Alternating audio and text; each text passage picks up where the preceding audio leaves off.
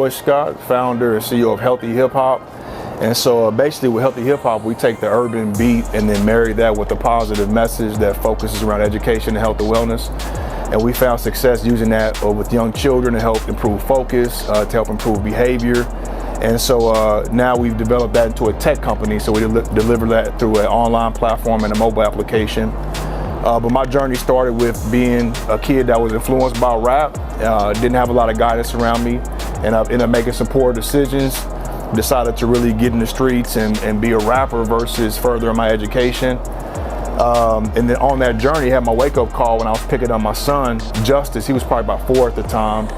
And I noticed him repeating my music word for word. And so those lyrics promoted drugs, violence, degraded women. And that was like my light bulb moment that I had to do something different, for my son. And I didn't want to be this kind of influence on him or anybody else.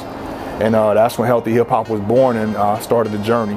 Kansas City is it's a smaller city, a smaller market. It's not a whole lot of opportunity like you'll see in Atlanta, so it's a little bit of different grind. So started there with the music, and then once I made my transition, that was initially a challenge because a lot of people who I was in the streets with, they like, man, you doing kids rap now? So it's kind of like it was questioning, me, what I was doing and my vision. But my vision was clear. I knew I was like, I'm going to build like a new Sesame Street, a new urban Disney. That was always my vision. And so started with that.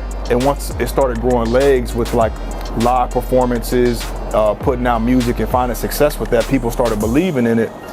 And originally we did about 1,500 live events. So we reached 100,000 plus children. But big picture, that wasn't scalable. And I was paying attention to what was going on in the technology space. Because if you look at any industry, whoever is developing the technology, the software, they're winning. So if it's in the auto industry, you're talking about, Turo, you're talking about Uber, you're talking about Lyft. If you're talking about the film industry, you talk about Netflix, Hulu, etc. You can go on and on with that. So I knew we had to have some type of technology play to really scale this. And that's when we started developing the online platform.